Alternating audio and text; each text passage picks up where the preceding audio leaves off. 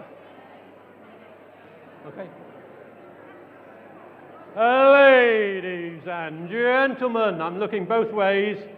I'm at the back for those at the front, and I'm towards the front for those of you that are at the back. I would just like to say before we start, a big thank you for those that are doing the refreshments and that this evening. So I think they probably deserve a round of applause before we get going. And you may think you've had a drink, but where are the refreshments? Well, you haven't been shortchanged. After the short cabaret, miraculously, food will appear at the front. And could I just mention, in true Emmanuel communion fashion, will you please go up the side aisles to get your food and come back down the main aisle? We don't like to break with tradition at this church. And the other thing, very important occasion, it is somebody's birthday today. Linda, I think, is 21, is that right, Linda? So I think we should do the appropriate thing for that, possibly.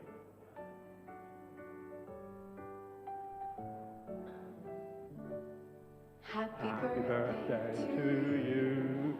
Happy birthday to you. Happy birthday, dear Linda. Happy birthday to you.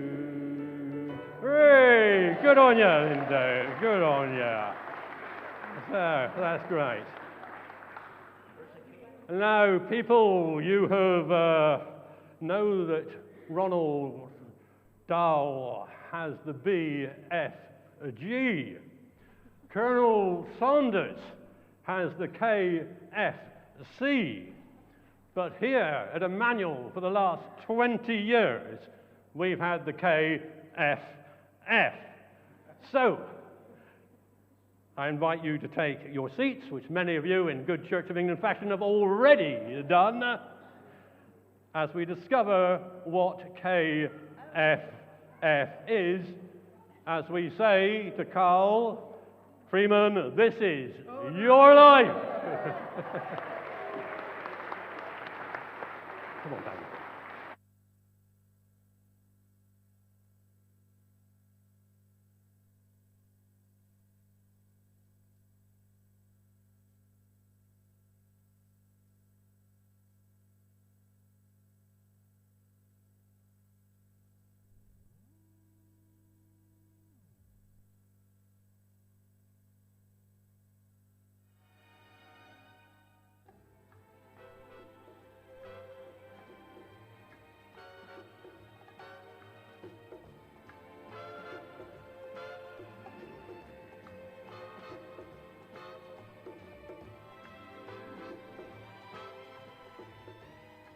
Have we got the amplifier on? Because I was expecting a This Is Your Life theme tune.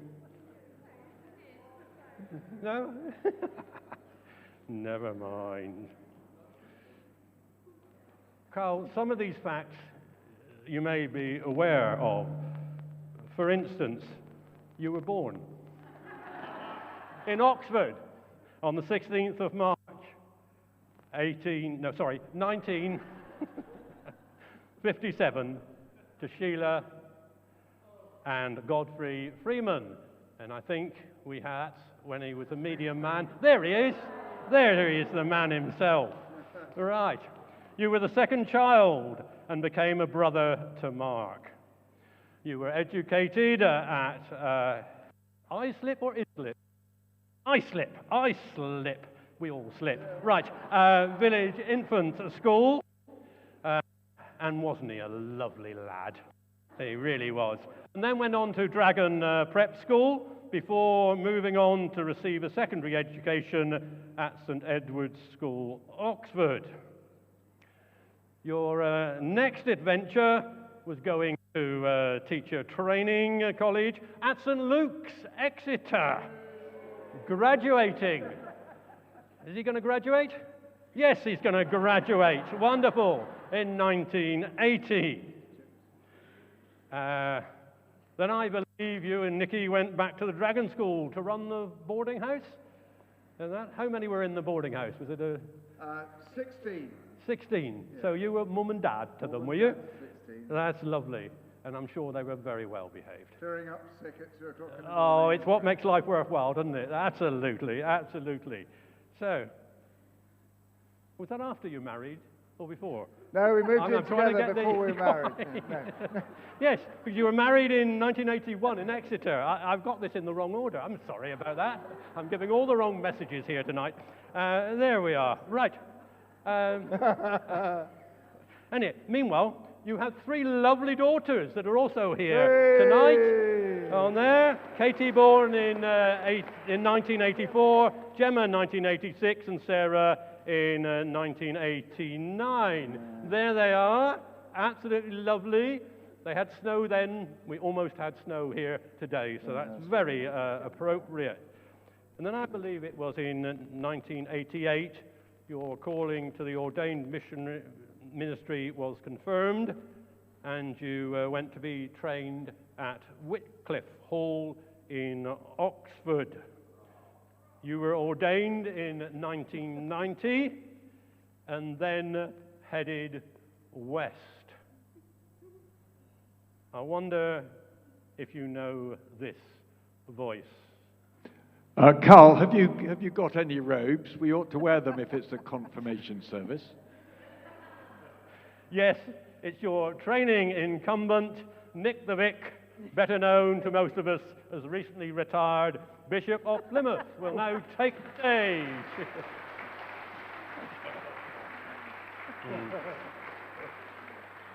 And looking at the picture that's just coming up, there is a lovely picture of a very youthful Nick. Did this man age you?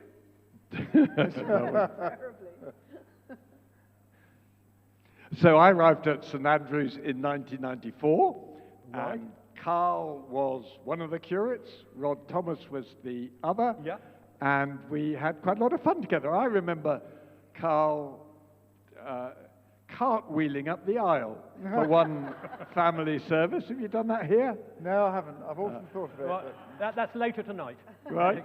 Setting off fireworks in the church on another occasion. These were in the days before risk assessments or anything like that. Having brilliant holiday clubs when we went into space and underwater and off to Africa and off to the Wild West, and nearly the whole church was involved in one thing or another. Nicky there's organising the bit of it, but Karl, bringing lots of energy and enthusiasm, and some great preaching too. And it was just lovely. Karl looked after me when I arrived till he moved on to greater things. Wonderful, wonderful. So you've got some special memories. Is there any funny instance you can think of? Or just one or two to think of? Well, can you think of any, Karl? I think, well, we were on our staff team, we had 15 small children between all of us. Right. And at Christmas, we would go to the Pizza Hut, wouldn't we? And have one of those, eat as much as you could, and the kids were all sick afterwards. And you know how you can take helium and then have a very different voice? Guess who did that? Oh, beautiful, beautiful, beautiful. That's great. And just finally, Nick, if we move on to the next slide, would you say, like all good wine, that Karl has matured over the years? Well, one of the nice things is that Karl hasn't really matured. And has all the energy and sense of fun and faithfulness to Scripture that he had so many years ago. Yeah, and I think we would all second that, certainly. Thank you very much, Nick. Thank you.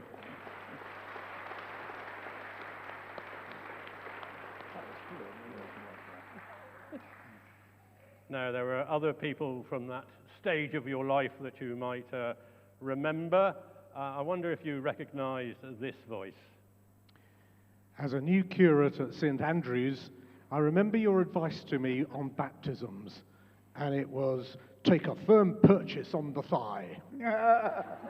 Yes, it's your fellow curate from 1993, Rod Thomas.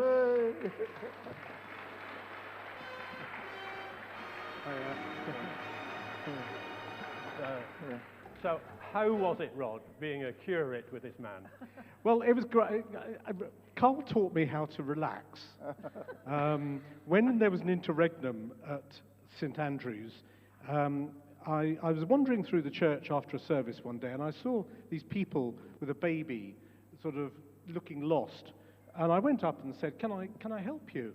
And they said, yes, we're supposed to be having a baptism, and one of your vicars was doing it, Karl Freeman. And I said, oh, right, I have no idea where he is. I tell you what, we'll just come to have a chat for a bit, and if he doesn't turn up, I'll do it. And sure enough, Karl hoofed in 10 minutes later, and he said, I was so tired. I just had to have a sleep in the car park. I don't remember at all that. So, yeah, he showed me how to relax. Splendid. You don't remember that? No. Convenient loss of memory. So, now I managed to find a picture that we're just putting up on the screen now that makes me wonder if Karl really has a deep Christian faith or whether he's going through the lot. Well, Karl didn't get as didn't have the same liking for hats that I developed as a bishop. But that was a picture when we were visiting a synagogue in where was it? No idea. Fabrication. No, it was overseas somewhere, and it was great. But the thing about Karl that I do recall very much from his time was that whether it was other faiths or whether it was just other approaches to life, he was always very keen indeed on apologetics, on explaining to people about the Christian faith so that they could understand exactly what it was all about and why it mattered to them. And he was the first person to introduce me to what was then known as Christianity Explained, which I took up and ran with for the next 30 years, even when it became Christianity Explored. Well, that's good. So the next slide would sort of indicate that he had ambitions to have his own church then. Yeah, I don't know if everybody can see what that is, but on the top sort of left as you're looking at the picture, it says Karlskirche. This is Karl's church in, where was that, Vienna? Vienna, I think. That was Vienna. So you'll get the impression that we did go to various European countries as part of our missionary outreach. Karl's, that was Karl's church. He was thrilled to discover it. He always thought that a church ought to be named after him. Actually, that's a complete lie. He never believed that a church ought to be named after him. Karl's one of the most humble men I've met and always rates other people's gifts as more significant than his own. But perhaps he wanted to be named after Karl Franz. We've got a picture of that, I think. Yeah, Karl missed his vocation, didn't he, really? He could have been a ruler, but you get an impression of Karl's size there. And that was something else I did sort of notice quite a lot when I was at St Andrews. I remember a social event where there was a game being played that involved something that was a bit like rugby, but not quite. And Karl came hoofing down the field carrying this rugby ball, and I was in his way, and I looked at him, and I thought, you've got to be kidding. And I just stepped aside and let him go. I mean, he's a large man.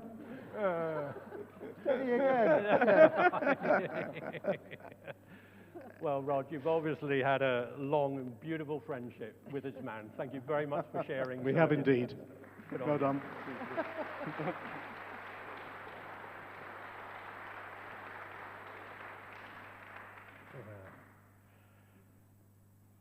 So that was on the management side of things, but Karl also managed to do just a little bit of work when he was at St Andrews. So I'd just like to briefly explore that. I wonder if you recognize this voice. There was only one place to be on Sundays after church. Oh. How many bishops do you need to make it a party? Oh, dear. Sounds like somebody from the youth work. It is. No. It's one of those. It's Bishop James Greer.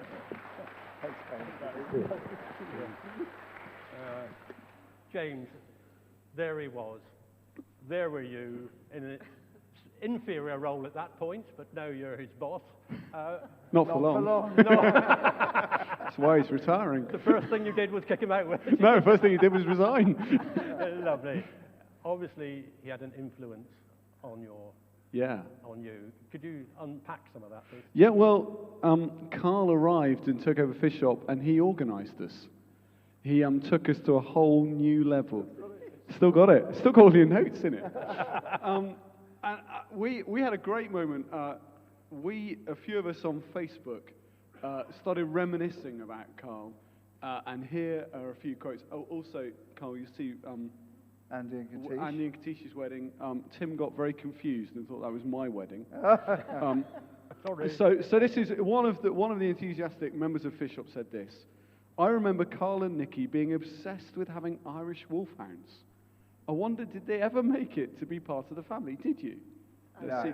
See, that's youth, our memories. What they did say as well, though, this was Shana, nothing but fond memories of the pair of them. They were both just an amazing part of the Fish Shop family.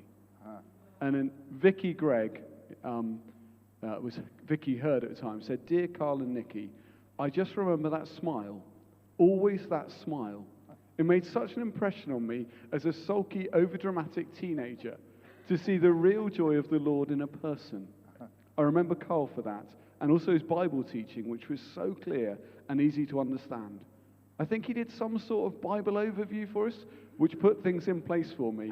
Amazing guy. That's what they said. I really embarrassed. This is much more embarrassing for me than you. I went and found my journal as a 16-year-old of mine, and you appear in it a few times. 1st of July, 1990. Karl came to Fish Shop as he was ordained today. Really good bloke. Biggest desire, evangelism. So that was my seal of approval. It didn't stay. It did, actually. Because the 7th of July, you'd only been in post 6 days, went to Karl, discussed mission outside the church, should be brilliant. 17th of August, Karl's sermon on Job was brilliant and led me to do a series of quiet times on the book of Job. But it wasn't all great. The 9th of September 1990, I think we need to remember, you did a really boring talk on worship. And the 7th of September, I had a disagreement with you about theology. I'd love to know who was right. But my favorite memory or thing I found was this. I just can't quite believe this, I'm so sorry. On the 18th of August, 10:30 p.m., I phoned home and asked if I could go back to Karl's on my way home. 10:30 p.m., my parents said yes. I was 16. Vicky and I knocked on Karl's door. He was still up, about to go to bed. So we had a really good chat with him. And he agreed with us. I am so sorry. I cannot comprehend that you let the youth group in. Forget safeguarding, but you let the youth group in on your way to bed at 10:30 p.m. But that says so much about you and Nicky. Thank you for all you did to invest in all our young lives and set us on the right track. But also, as the Bishop of Plymouth, thank you so much for your ministry. Good on you. That's great. Thanks, James.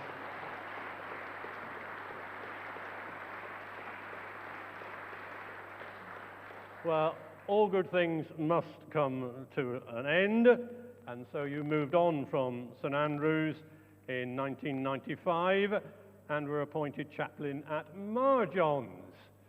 So I wonder if you remember this voice. You would have thought that 4 years of Karl would be enough for yes. anyone. Trouble in the extreme. Yeah. Yes, it's one of those that you inspired at Marjohn's, Emma Butler, who soon became a member of this church.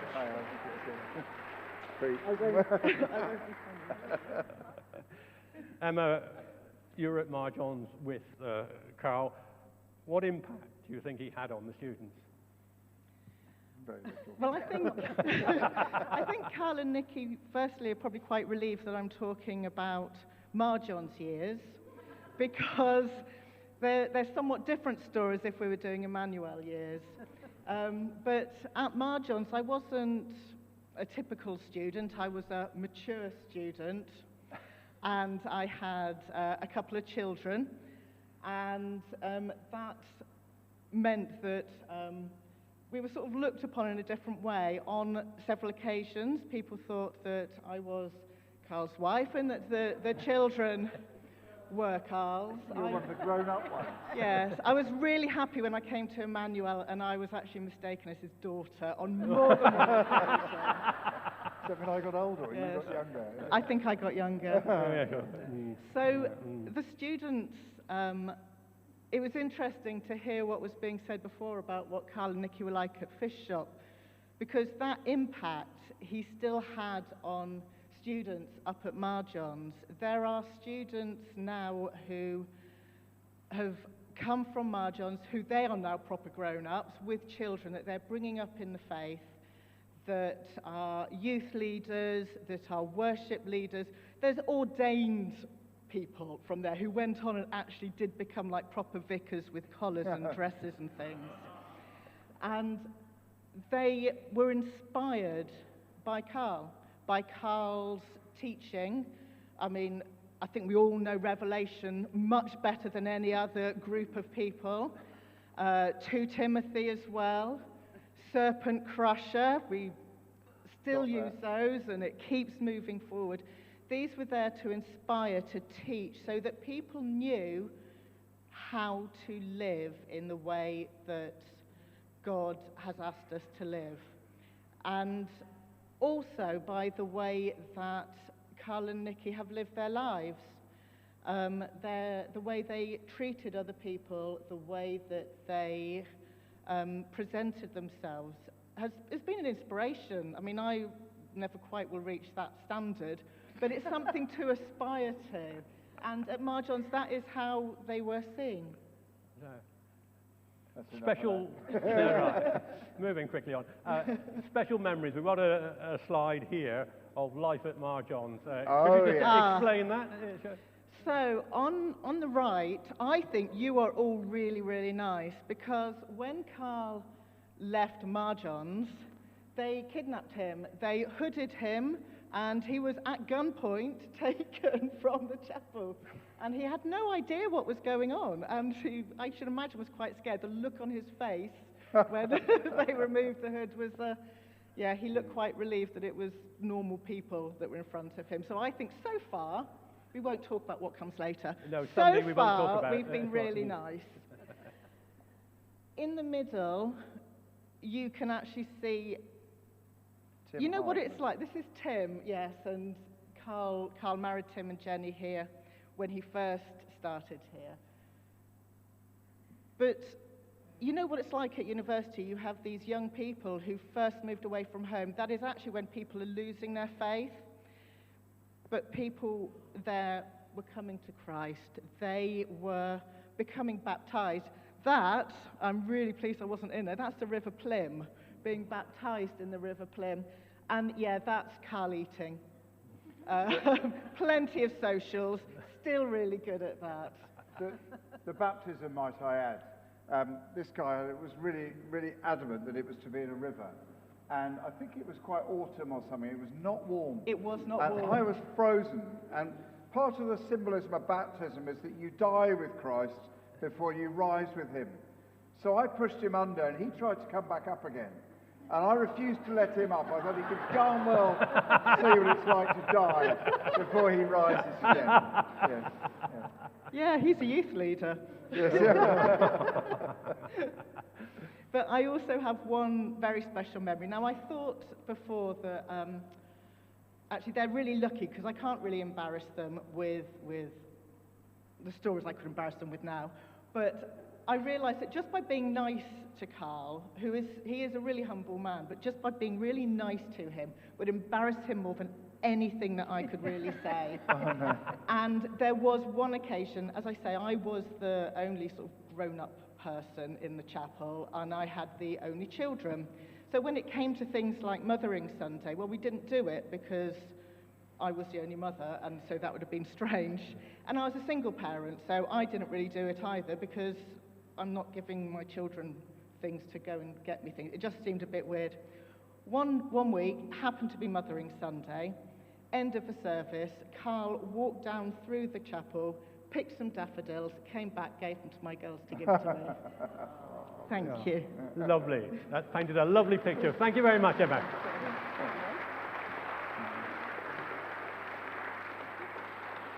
After 5 years at Mar John's, you had come of age, and God was calling you towards your major life work, which turned out to be here at Emmanuel. I can remember you telling me that whenever you travelled from town towards Mar John, you passed Emmanuel and thought that that was a church that you would like to be at. And then the vacancy came up in 1997, but you had only been at Mar John for a couple of years, and therefore it was inappropriate to apply, so you thought that was that. But at the start of the new millennium, the living became vacant again, and with no other applications, God cleared the way.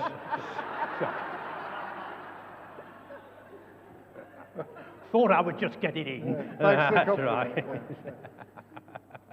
Cleared the way for you. You were inducted.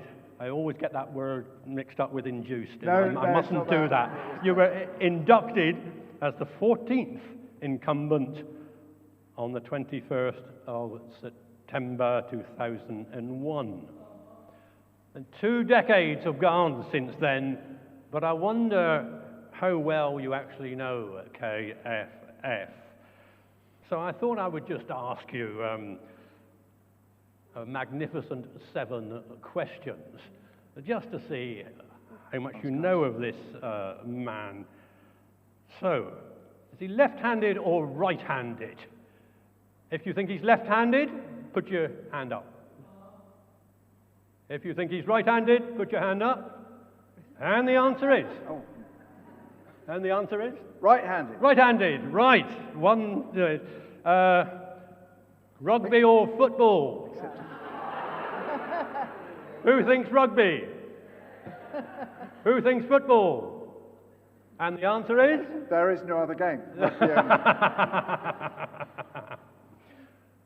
Revelation or Romans? Revelation? Romans? There's one at the back there. And the answer is? Revelation. Absolutely, Easier. absolutely. All right. Catholic or evangelical? Catholic? Great, that's right. Evangelical? Yes, wonderful, wonderful. Haddock or light cheese? What's that? Haddock or light cheese? Oh, no! Haddock? Light cheese? The answer is? Haddock. And Army or Navy? Army? Navy? And the answer is? Stop talking about cigarettes, Darryl. Army. Army. Finally, starter or finisher? Oh, dear. Starter? Finisher? Obviously, more want you to go than to stay, so that's where we are. Right. Anybody scored 7? Oh, well, you're the first to get the food afterwards, so congratulations on that. Congratulations. Splendid. Moving swiftly on. When you came here, you came across a certain young man. I wonder if you can recognize this voice. I always thought of us as the dream team, and so a bit like the Blues Brothers, for one night only, should we put the band back together? Well, I was looking for you. You sneak. Oh, John, great to see you. John Barrett. He is now the diocesan missioner and communications enabler with the, within the mission and ministry department of the Diocese of Exeter, Leicester, which is the longest job title I've ever heard, but congratulations for that. Tim, I'll tell you what, you should stop getting your false teeth from Poundland. That didn't work at all. Good on you. Tell me about this man. No. Wow, was that one of the questions that was arranged? Well, it's interesting, someone saying about Karl doing handstands. No, they said that he did cartwheels down the back of the church. One of my abiding memories is one of the evening services. We were packing up all the technology, because Karl kind of brought Emmanuel into it was the 20th century then, was it? No, just the 21st. Can't remember, yeah. Brought us into that with very early attempts at technology. So we had this ridiculous Heath Robinson screen, which Karl made in his garage, which took about a week to put up before the service. So if you're on the staff team, you had to get here about 5 o'clock. And then we had to take it down afterwards. And one Sunday, a couple of us were taking it down, probably me and some student who'd been blagged to come along from Mar Johnson was helping. And I looked up, and walking the whole length of the aisle, going down that way, was Karl on his hands, and literally managed to do the handstand from front to back. So you were probably looking for something with a little bit more gravitas and theological significance, but that's one of my great memories of Karl. So he talked about rugby. There was a bit dilemma, wasn't there, or competition between you and him? There used to be a little bit of banter, yeah. I mean, and I remember in one sermon making the point, and I never heard Karl give a decent enough answer to it. Yeah, if God had intended the ball to be carried, he'd have put a handle on it. But no, at that time, I was very much football only. I think it was really, with Karl being a posh boy and, being a, private school educated, all that stuff, and me basically being a chav who throughout his life has inched his way towards middle class status.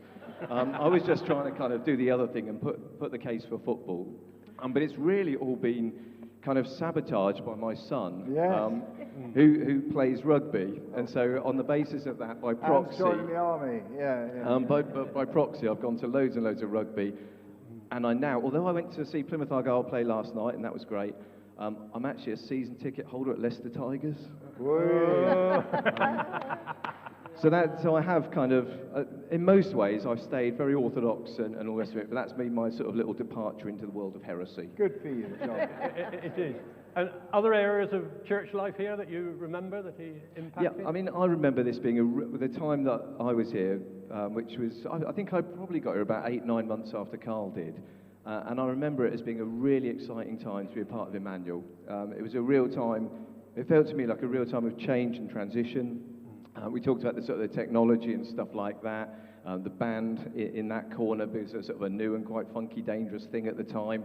But all round, the congregation grew younger, the congregation grew bigger, there was more of an age diversity. And those, oh goodness me, I mean, we had it mentioned about, I think it's St Andrews, the holiday clubs.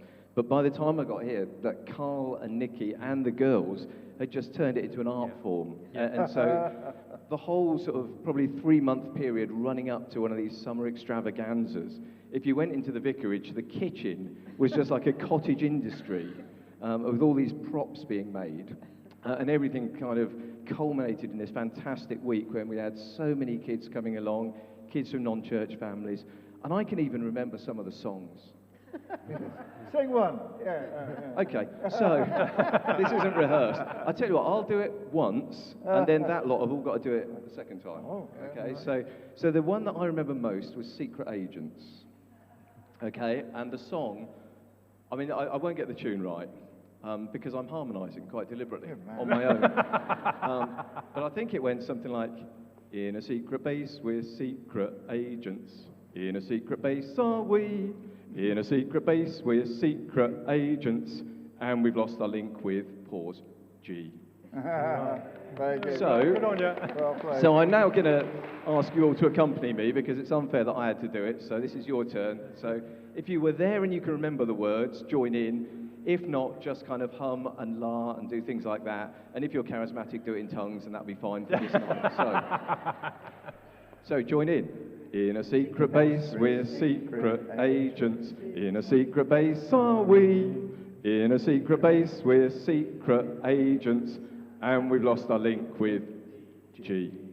Fantastic. So that was great. Thank you. But, I mean, the one thing I would, because you're probably going to kick me off now and get someone funnier and more interesting on, but I think the one thing I would really like to say is that in the, I don't know, I think 25 years I've been ordained, and in the 39 years since I left school and started working, I think the single colleague who I've most enjoyed working with has been Karl. Fantastic. We'll go it on now.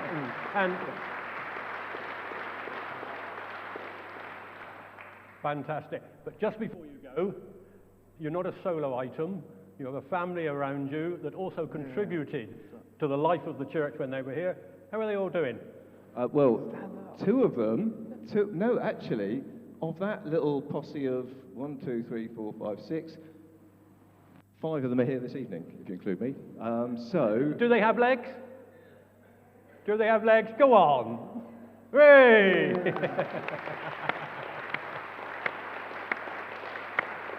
Tim, can I just mention one thing which I've kept meaning to say to Bernard? When you were here, you took charge of the Wednesday communion. It met in the side chapel. You took it week in, week out. 7, 8, 9, 10 people came. Of late, it's around about 35 to 40 every Wednesday. And I'm always delighted that's a ministry that you, under the Lord's hand, founded for us. And it's great to see it thriving. So it's a belated one, but thank you. Yeah. Thank you. Thank you, Bernard. Right. So, bless you, John. That was fantastic. Thank you, brother. Now, as we heard, that Karl was very dynamic here in all that he did, but his influence was wider than Emmanuel, as this voice can testify. Karl, if I had my way, we would not have been here tonight saying goodbye to you and Nikki, because you would have left 21 years ago. Also, Nikki would have hated me. Yes, it's your boss when you were a padre. It's Jeff Sussex.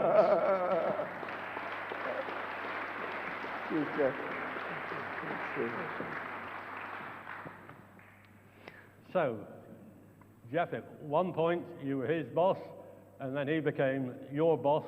But what are your memories of this lovely man? I have to say nothing but good memories. I first met Karl in 2002, I think.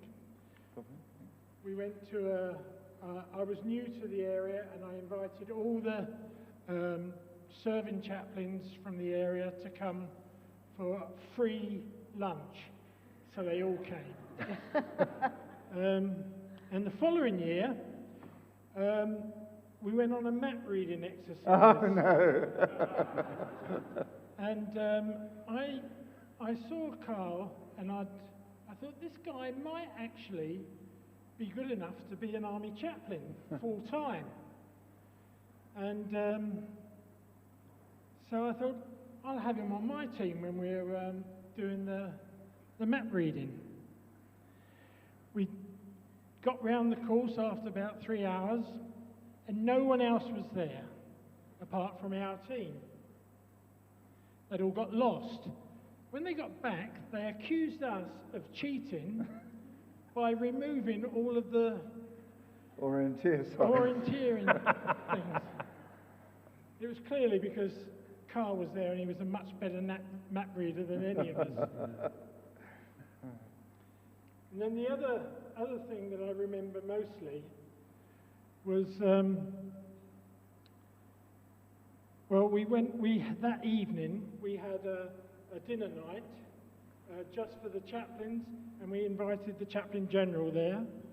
And from then on, Karl was our target. He was definitely going to be a regular chaplain. It didn't happen, as you can see. And I have to say, I'm so pleased because we as a family, personal family, have benefited from his amazing ministry over the last 20 years. And also, as a church, what would we have missed out on? Karl was a sometime carpenter, sometime crazy rugby playing, far too old to have been playing still. but he just dreamed that he could still do it. But he was a man available to God, and you know what? He still is. And I wonder just what the next few years are going to hold. We all think it's over, but I'll be surprised. And the other thing I do know about Karl is he's a man that, well, he loves to travel, so I expect travelling will be part of it. But when he was with us in the army as a territorial army chaplain, he used to travel a lot with his unit.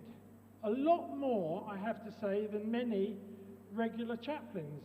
And also a lot more than Queen's regulations actually really allowed at that time. But because his unit loved him, they wanted him to be with them. And I'm sorry that he's going, because I want him to be here with us still. Thank you very much, Jeff. Thank you. Final steps.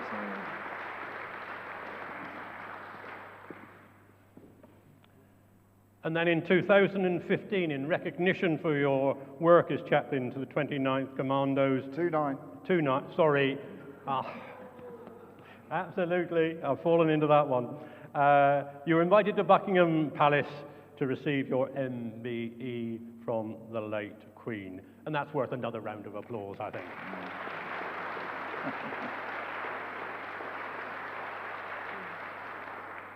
And here's another voice you might remember, Karl. In hindsight, I guess the collapsing chair should have been a signal for me to get out while the going was good. Yes. Not the senior service. It's no. the voice that has echoed round this place over the last 20 years. Darrell Cree, now Vicar of St. Paul's. So go on, Darrell, tell us the story of the collapsing chair. So, Karl, in his usual encouraging way, had sort of caught me unawares when he convinced me for the very first time to come to the front of church and lead a Sunday morning service. Not something that I'd ever done before, and I was certainly outside of my comfort zone. And he wanted me to act the part of a school teacher as part of his message. And he said, just be like Jimmy Edwards from Wacko. And I thought, at that moment, I realised this man was considerably older than I was, because I hadn't got a clue who he was talking about. Sure, I never said so that. Anyway, as the time came for me to stand up and do my stuff, and Karl was the other side of the table, he sat down, and the chair collapsed from under him. Not just collapsed, but broke. And the vision that everybody in the congregation had was Karl's arms and legs in the air, with bits of broken chair flying off in all directions. So the congregation were in absolute uproar, and I was completely I didn't know anything about this going. It was completely out of my sightline, so I didn't know what was going on, and tried to just carry on gamely.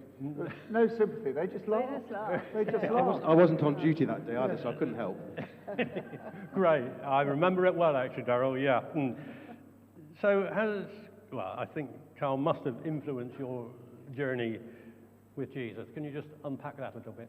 Yeah, absolutely. So Bev and I, with Tom and Emily, our background was naval churches. And our final church before we came to Emmanuel was one where a succession of naval chaplains had a real fire and brimstone method of getting the message across. And a couple of them spoke with such vociferousness, if that's the word, that the front three pews were always empty. It's a bit like SeaWorld, where nobody sits in the pews closest to where the water is, because you know you're going to get soaked. Yeah. Such was the sort of passion with which some of these speakers, these chaplains spoke. And when they stood up, you saw the sort of shoulders of everybody in the congregation go down. And then Karl came to Emmanuel, and here was a man, as James has already said, with a smile on his face, and with a passion that poured out of him as he unpacked the message of the day in such a way that sort of was easy to understand, but was also brought bang up to date and relative to what was going on in our lives, if you like. And I'd never had that, or very much of that, before. And so that was just amazing. And that led to you getting ordained. Did Karl presumably had an influence towards that? Yes, so yeah, you know when Karl catches you at a low ebb and convinces you to do things. What actually happened was we were on an Emmanuel house party at Sidholme on one particular weekend, and Bev, and there we go, I was playing the part of a window dresser there, typecast again. And so this particular weekend, myself, Bev, and indeed Emily, something happened to us that weekend.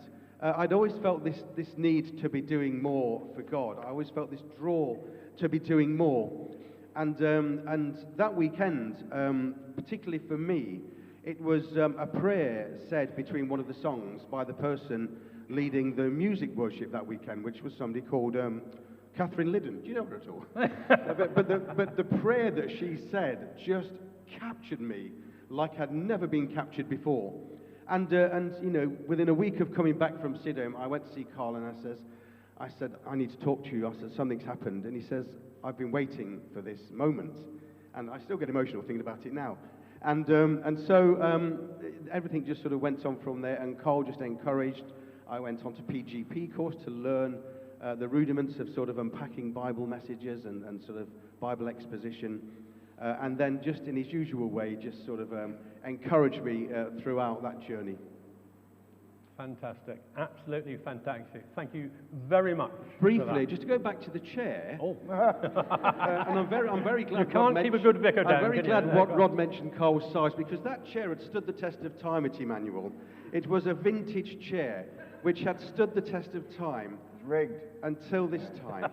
I'll just let you draw your own conclusions. Thank you very much, Darryl.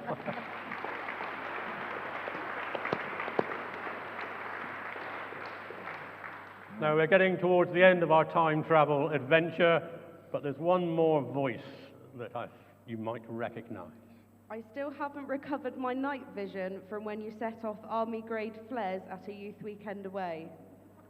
It's somebody that was only 4 or 5 when you came here.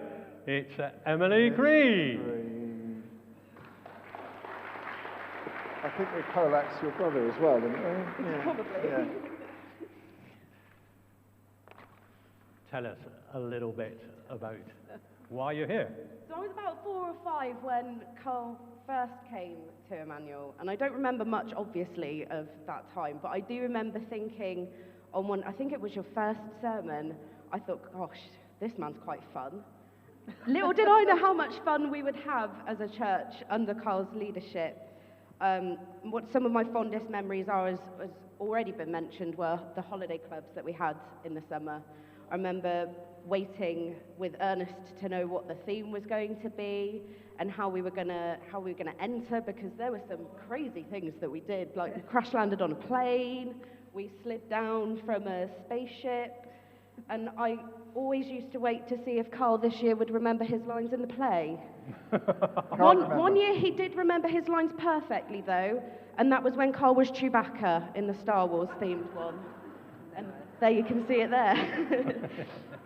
But not only did holiday clubs provide such joy for me as a child, also as a teenager, getting that behind-the-scenes magic of seeing how all of these great sets and everything were just brought to life, and, you know, with the theme, seeing how Nicky was going to bring in the Bible to the theme. I still don't know how you did it, how you made Star Wars biblical, but you did, and it was just amazing, and I really loved it. So fantastic. And then, outside of Emmanuel, you came across Karl again, didn't you? Yeah, so summers didn't just end at holiday clubs for me with Karl and Nicky. I also had the joy of going to LM4 as well. Yes. And I, every year, had the best dorm leader, because I had Katie as my dorm leader every year. And those camps will always hold a special place in my heart for me, because it's where I became a Christian. And I remember hearing this, there were always some amazing speakers at these camps. And I remember after one of these talks about letting Jesus into your heart, and I just turned to Katie and was like, I haven't done that yet. I've been going to church since I was little and I haven't done that yet. She's like, well, would you like to? And I was like, yes, please. And there were so many memories that I could pick out from LM4. I think one that Katie and I will never forget is when I fell through a bunk bed. I still don't know how that happened. But for Karl and Nicky, it was when we used to play this game on one of the days where it was called like Hunt the Spy or Hunt the Leader, and it was where all of the leaders would get, there would be a few adults with us to make sure we weren't going rampant in the town, but we would all go into the town and have to find all the leaders, either hidden in plain sight or as dramatic as they could be.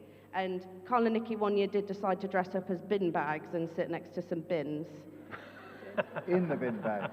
In the bin bags, they were the bin bags. And even if we had some terrible weather, there was always some big turnaround of, we would all be like, oh, it's chucking it down with rain, we can't do archery or something. And they'd be like, well, that's okay, let's go do this instead. And it was always, you know, that thing of it's not the end if there's anything bad happens. There's always that, you know, Karl would always be like, come on, let's get excited, we can go do this instead. So would you really say that Karl was just a big kid then? Karl has always been a big kid to me, but he has also been a great role model, and especially with youth work, which I now have my own Sunday school at St. Paul's, which I'm sort of manning on my own as I can. But he's always made himself available to talk to, and that's something that I strive to do at church as well. And he's always had a wise word to share with me on my journey of faith. And I remember I had a really rocky time in my faith, and when I was a teenager, and I was really like, I don't know if this is for me anymore. I don't know if I want to do this. None of my friends are doing it. Why would I do it? And Karl, I think we went to Starbucks, and you just sat me down, and you were like, look, it doesn't matter what anyone else is doing. Just do what you want to do, and we'll be there to help you. And God is always there to support you. And so I stuck with it, and here I am. And you know, I only hope through Karl's example that I'm half as fun as he was. And, you know, my own children at the Sunday school say, you're not really an adult though, are you? So I think I'm doing something right. But I don't want to say without the Freeman family that I wouldn't have been a Christian, but without Karl's leadership, it certainly wouldn't have been as much fun as it's been. That's a lovely way to end. Thank you very much, Emily.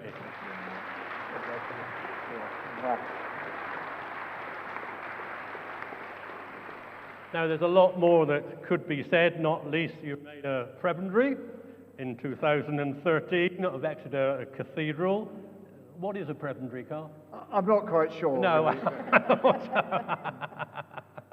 But your contagious enthusiasm and joy for the gospel and preaching, and your love and reverence for the word just radiates out. And what, as we've heard this evening, this irrepressible energy. And one practical thing, I remember Karl's enthusiasm for the building of the annex and his encouragement or demand that we all gave generously towards that project. And that was over 10 years ago, but it has really changed the culture of the place, because if the building is right, then things happen. And without Karl, I don't think that would have happened. And then there's that smiling face at 9 o'clock on a COVID morning where Karl could put Facebook in front and then just let it flow, let it flow, let it flow. And that's a great achievement to be able to do that. And also his support in difficult times. And we've heard, of course, about the book of Revelation, the Lent course on the tabernacle, I don't think has been mentioned, most of the others had, but that is another memorable thing. And I say, it could go on and on. But most of all, your encouraging prayer and the idea of praying for and praying with the church family, I think will remain a legacy of your ministry here. And thank you for that, Karl.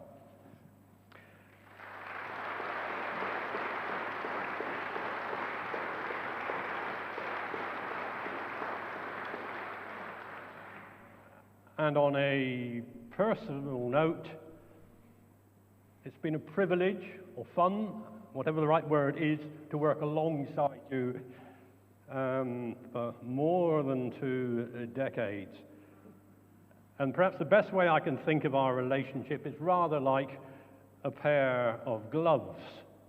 Not identical, but designed to work alongside each other. Hence the question, was he left-handed or right-handed? Because Karl is right-handed and I'm an endangered species and being left-handed. But it meant that between us, we could actually reach into places that the other person could not get to.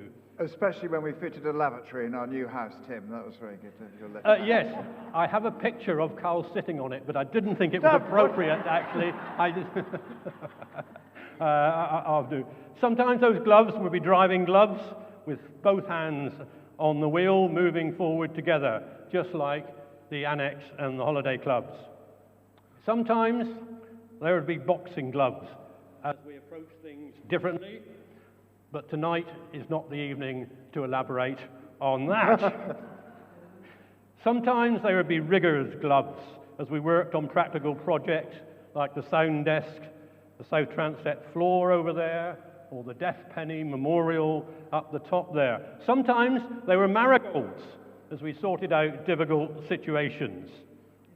But the difference between our gloves is that yours, Karl, had logos on it. Logos that I believe radiated enthusiasm, creativity, that sense of openness and welcome, prayerfulness and preaching, which has, I think, enriched both physically, emotionally, and spiritually the life of this church. Or to quote 2 Timothy, you have fought the good fight, you've run the race and kept the faith. Well done, you good and faithful servant. I thought they could speak to you.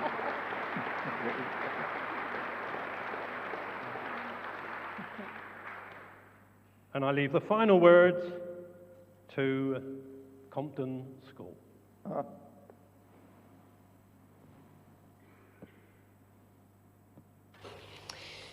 Dear Reverend Karl, thank you for being with Compton throughout these wonderful years. Now we have to say our goodbyes as we all go our separate ways. Essex go to secondary and you retiring. Now have the best retirement of your life. Thank you for being the greatest reverend there is.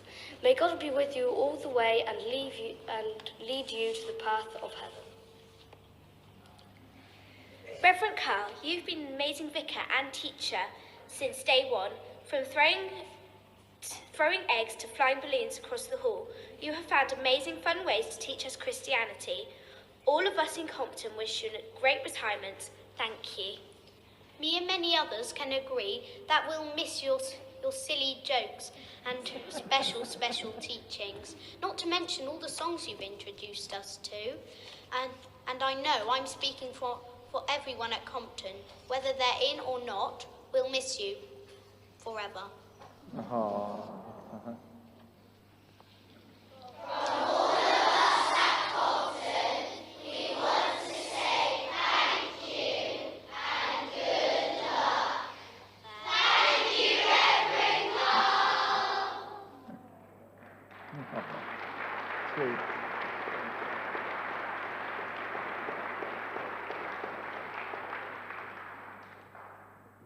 So as you mature to being a man of the cloth, to being a man of the dishcloth,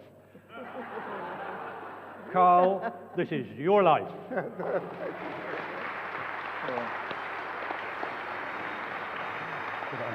Bless you. You've got away without having.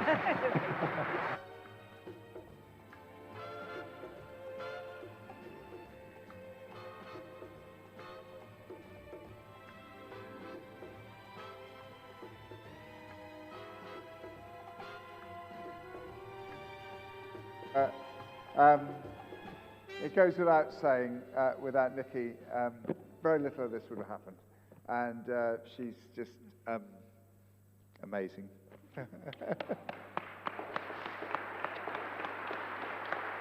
Please do sit down. Okay, yeah.